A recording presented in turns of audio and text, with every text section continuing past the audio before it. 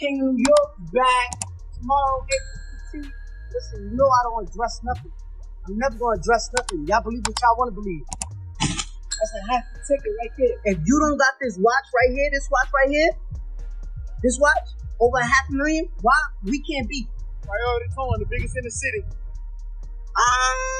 Fans have noticed 6IX9INE's luxury cars being hauled off by tow trucks. And things got even worse when federal agents raided his $2.5 million mansion.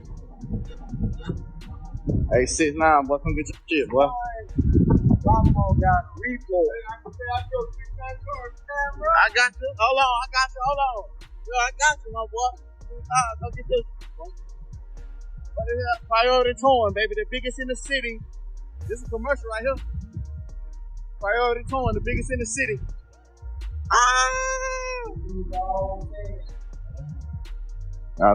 Flag it, man. Damn, 6IX9INE.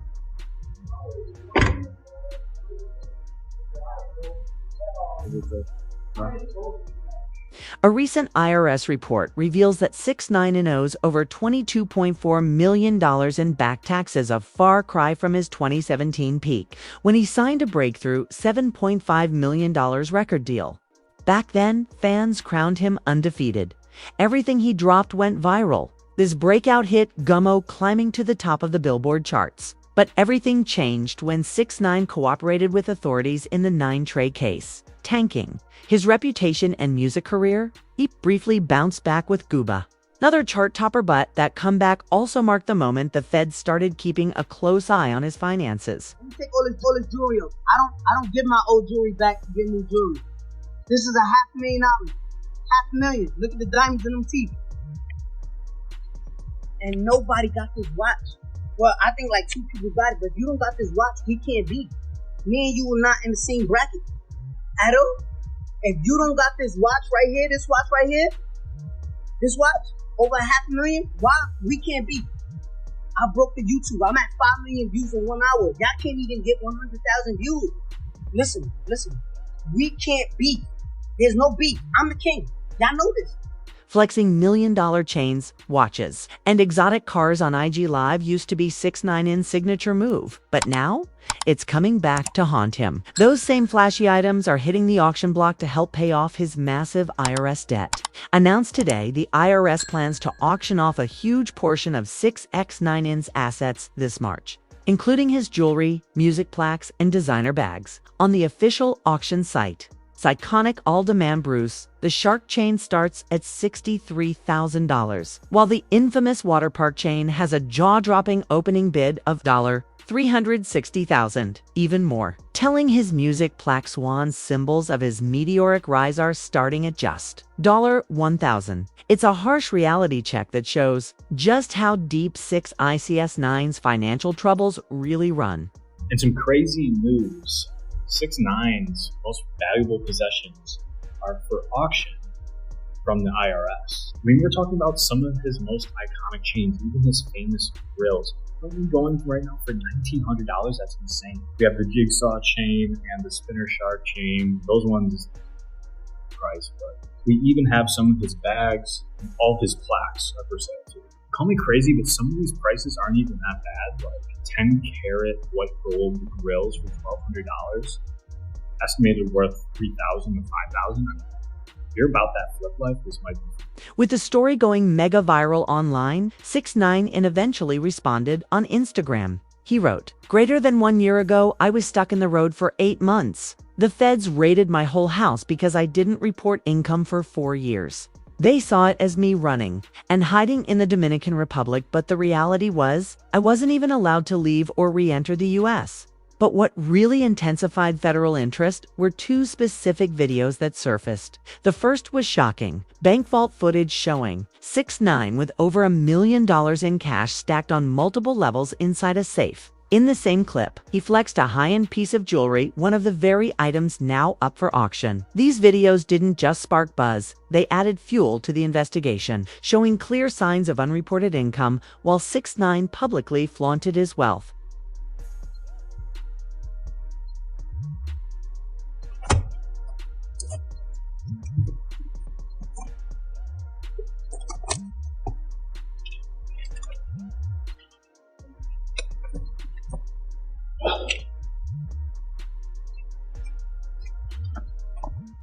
Then came the now viral video of 6IX9INE arriving at his new mansion in the Dominican Republic. In the footage, he's seen having a fleet of exotic supercars delivered straight to his doorstep. Moments later, he walks out of his garage casually, flexing with $500,000 in US cash in hand, putting his wealth on full display and, unknowingly, right back on the Fed's radar. Say the King of New York is back tomorrow, April 15th.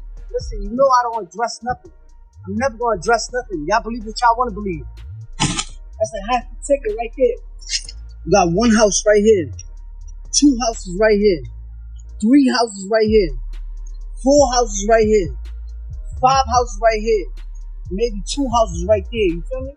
Not only do record labels that pay out millions file their own taxes, reporting exactly how much they've paid to artists like 6ix9ine, since they deduct it on their end, but many rappers seem to forget that social media is a digital footprint. Every flex, every post, every move is documented and potentially seen by millions, especially if you're as high profile as 6ix9ine. It's a cautionary tale echoed in recent lyrics from Lil Durk, who rapped about real-life events, referencing Quando Rondo crying out in anguish when his friend was killed allegedly by Durk's own crew, highlighting just how blurred the line between rap and reality has become. This man, a passenger in that car, frantic at the sight.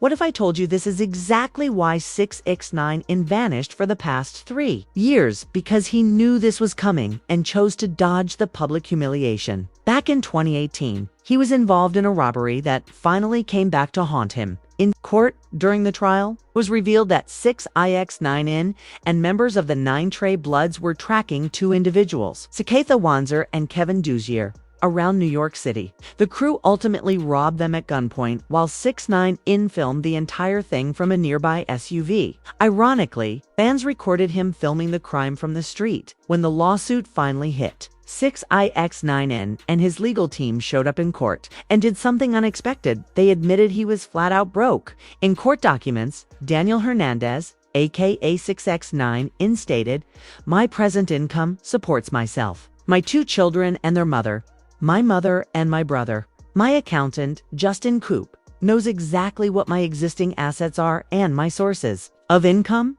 I rely upon him to provide the court with accurate information. Right now, I'm struggling to make ends meet. I don't know if I'll ever command the kind of advances I was offered before my arrest. The court awards the damages sought by the plaintiffs.